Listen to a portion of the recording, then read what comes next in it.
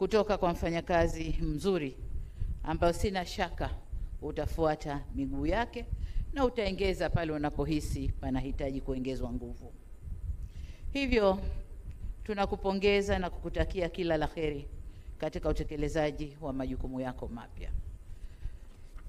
Dr. Mwigulu, kama tulivyosema wakati wa kampeni na kama ilani yetu ya uchaguzi ya Chama cha Mapinduzi ya mwaka 2025-2030 inavyosema, kuna mengi tumewaahidi wananchi.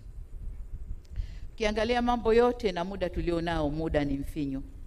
Hivyo hatuna budi kuongeza kasi katika utendaji wetu. Wewe utakwenda kulisimamia baraza la mawaziri ambao nao wanaongoza sekta tofauti tofauti. Ni wajibu wako kuhakikisha kasi ya utekelezaji wa yale tuliyopanga inaongezwa ili tuweze kuyatimiza ndani ya muda mfupi. Lakini utekelezaji wa kazi zote hizo zinahitaji fedha, na wewe umetoka kwenye sekta ya fedha.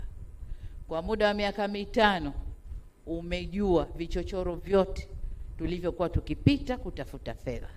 Kwa hiyo utamsimamia atakayekaa kwenye nafasi yako ili naye aweze kupita kule tulikopita, fedha ipatikane na kazi ifanyike. Kwa hiyo kwa ufupi, una kazi kubwa sana.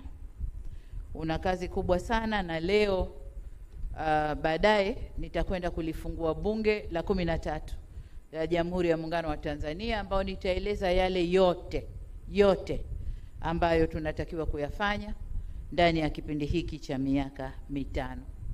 Kuna mengine uliyasema mwenyewe jana pokuwa bungeni, nilikusikiliza vizuri, na ni imani yangu kwamba hukuyasema tu, lakini una moyo wa dhati kuyasimamia yale yote.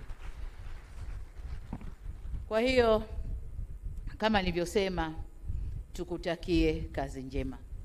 Mzigo huu si mdogo, na kwa umri wako, sijui Kassim aliingia akiwa na miaka mingapi, lakini kwa umri wako mzigo huu ni mkubwa. Kwa umri wako vishawishi ni vingi vya marafiki, ndugu, jamaa na wengine, vishawishi ni vingi. Nafasi yako ile haina rafiki, haina ndugu, haina jamaa. Ni nafasi ya kulitumikia taifa hili. Kwa hiyo nikutakie kila la kheri katika utumishi wako, na mengine tutaelezana kwenye vikao vyetu vya ndani pamoja na baraza la mawaziri.